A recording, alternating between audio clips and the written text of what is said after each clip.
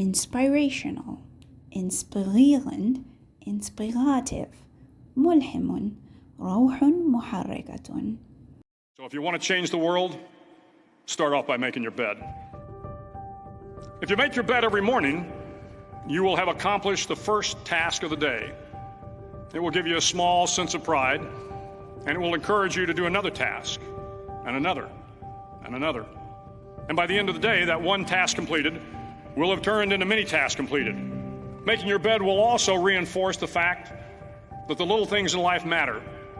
If you can't do the little things right, you'll never be able to do the big things right. And if by chance you have a miserable day, you will come home to a bed that is made, that you made.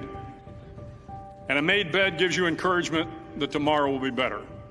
To pass SEAL training, there are a series of long swims that must be completed. One is the night swim. Before the swim, the instructors joyfully brief the students on all the species of sharks that inhabit the waters off San Clemente. They assure you, however, that no student has ever been eaten by a shark, at least not that they can remember. But you are also taught that if a shark begins to circle your position, stand your ground. Do not swim away. Do not act afraid. And if the shark, hungry for a midnight snack, darts towards you, then summons up all your strength and punch him in the snout, and he will turn and swim away. There are a lot of sharks in the world. If you hope to complete the swim, you will have to deal with them. So if you want to change the world, don't back down from the sharks. Over a few weeks of difficult training, my SEAL class, which started with 150 men, was down to just 42. There were now 6 boat crews of 7 men each.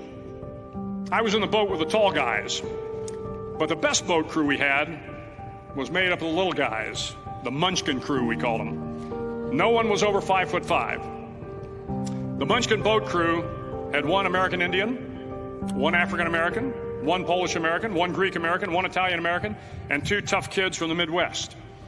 They out-paddled, outran, and outswam all the other boat crews. The big men in the other boat crews would always make good-natured fun of the tiny little flippers the Munchkins put on their tiny little feet prior to every swim.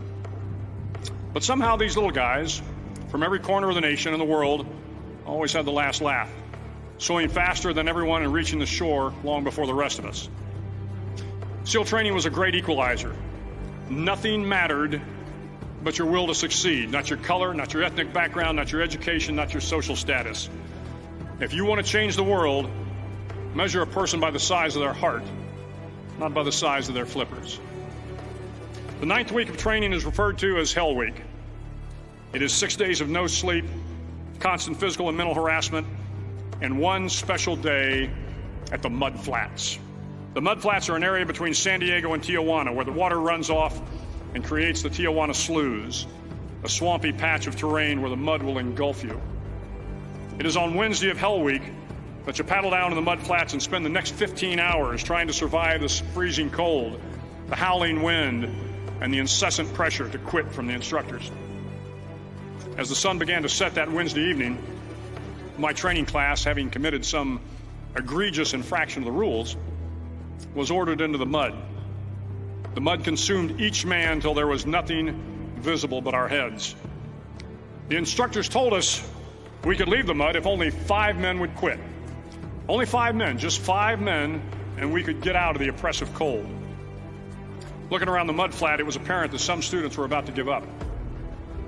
It was still over 8 hours till the sun came up. 8 more hours of bone-chilling cold. The chattering teeth and the shivering moans of the trainees were so loud, it was hard to hear anything. And then one voice began to echo through the night. One voice raised in song. The song was terribly out of tune, but sung with great enthusiasm. One voice became 2, and 2 became 3, and before long, everyone in the class was singing. The instructors threatened us with more time in the mud if we kept up the singing, but the singing persisted. And somehow the mud seemed a little warmer, and the wind a little tamer, and the dawn not so far away. If I have learned anything in my time traveling the world, it is the power of hope. The power of one person, a Washington, a Lincoln, King, Mandela, and even a young girl from Pakistan, Malala. One person can change the world by giving people hope. So if you want to change the world, start each day with a task completed. Find someone to help you through life. Respect everyone. Know that life is not fair and that you will fail often. But if you take some risks, step up when the times are the toughest, face down the bullies, lift up the downtrodden, and never, ever give up. If you do these things, the next generation and the generations that follow will live in a world far better than the one we have today. And what started here will indeed have changed the world for the better.